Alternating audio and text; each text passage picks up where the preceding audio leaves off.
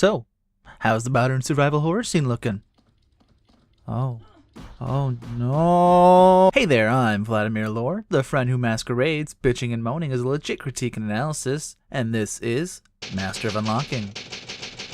Today we'll be looking at Vaccine by Raining Night Creations, a game attempting to harken back to the classic survival horror games like Resident Evil. So is Vaccine the cure for that survival horror itch? Let's take a look.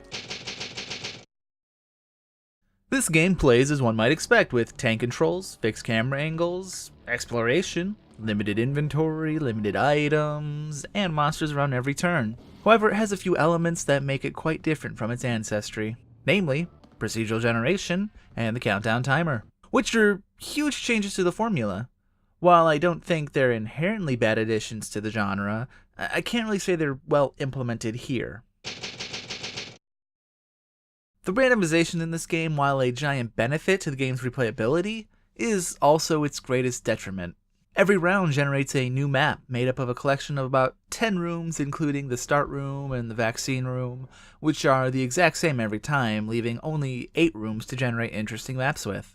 You've got your dead-end square, your hall, the corner hall, a medium 3-way, a giant 4-way, and then a small corner room, medium corner room, and long corner room.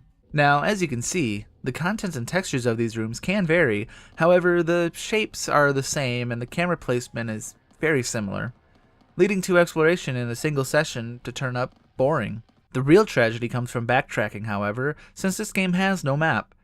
You could pause every step and draw one like I did, but let's say this game has a map.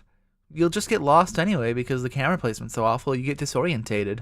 Luckily, this game's random gen is made up of mostly glorified hallways, meaning most paths will dead end, and the choice really only comes in 3-ways and 4-ways. When you have 30 minutes, you can explore every inch of it, and it's fine.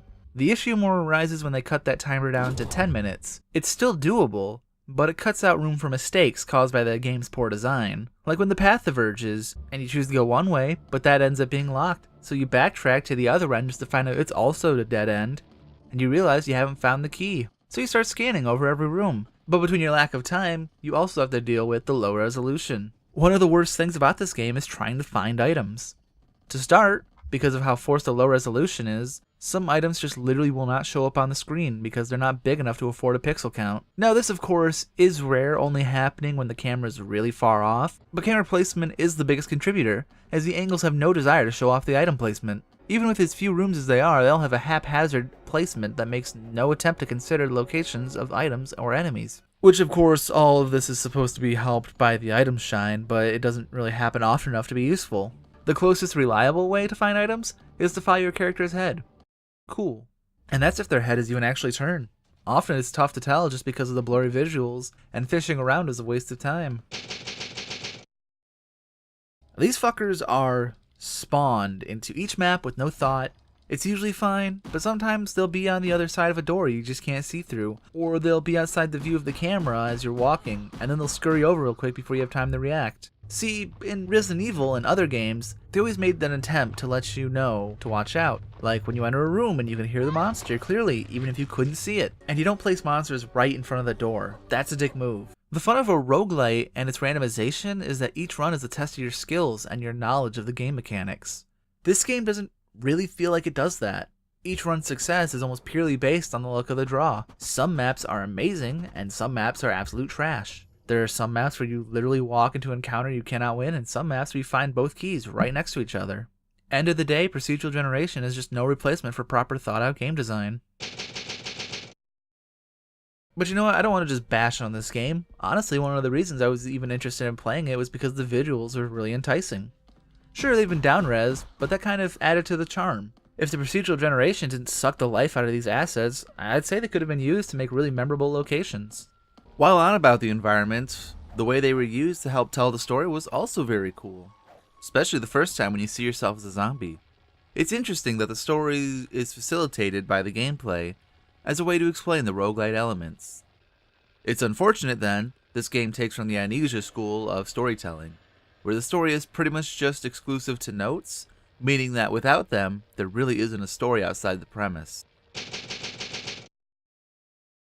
Look, I mean, this game isn't great, but it's not really garbage either. Honestly, if you're itching for something new in this genre, and you enjoy games with procedural generation, you might enjoy this. I'd recommend waiting for it to go on sale, however. I think the fact that this painfully mediocre game can get as much attention as it did just kind of shows how desperate survival horror is for something new. I think if this game had gotten more time to cook, with some more skill and thought put into its systems, it could have been really good. With that, I hope Rainy Night Creations makes another game. I'm excited to see what they learned from this one. I do apologize for the video being really short. One run of this game can't last more than 30 minutes, and in theory you could beat the whole game and get the true ending in less than an hour. I know I said I'd do Remother next, and I am still working on that. However, all of the footage I got was corrupted and unusable because of some weird decoding issue. Anyhow, follow me on Twitter to keep updated on new videos and my personal work. Or if you just like seeing cool art I like. And until next time, keep creating.